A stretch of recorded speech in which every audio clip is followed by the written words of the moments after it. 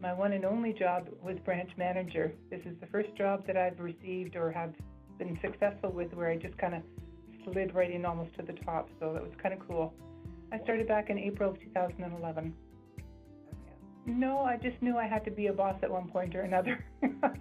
I have two younger brothers that I had to take care of when I was in school, and both my parents were working, so I'd have to pick up my brother from school and then my other brother from a lady's place, take them home and look after them till one of my parents got home. And I was a bossy person back then. And it just kind of stuck with me, I guess. A leader. Yeah. So any job I've ever had, I've always tried to do not just good enough, but to do just that little extra, and it's paid off. So I've actually only met Liz virtually. I have not met Liz face-to-face, but we did, I started leading back in January, so that was the official introduction that Liz and I had.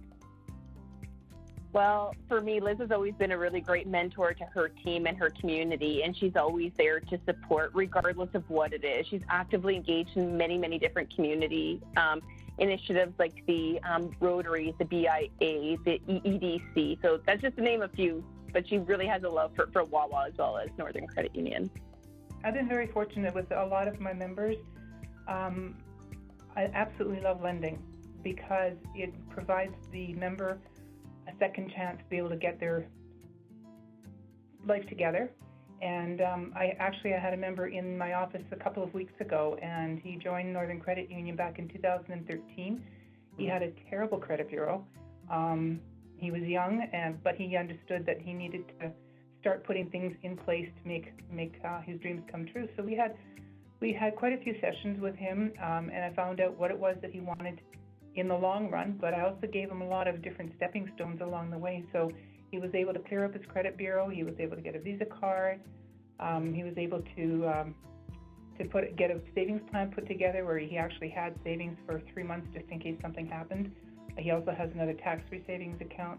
He has a home now, which he purchased 5 years ago, and he is set to be financially solid by the time he's going to retire. So that was a real feel-good because he thanked me for helping him. He said, without my help, he wouldn't be where he was today. So that's a feel-good. One thing that I will definitely miss about Liz is the support that she has for her team, and she really wears her heart on her sleeve and looking to do what's best for the members in the community.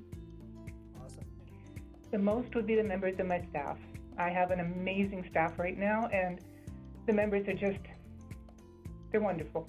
And I love working with them, and I love meeting them. I like speaking to them, like hearing their stories, watching their children and their grandchildren grow, knowing about them. It's just been a wonderful, wonderful journey. And even before masks were mandatory, Liz went out of her way to make masks for all of her teams to really ensure that they were protected and that they felt safe.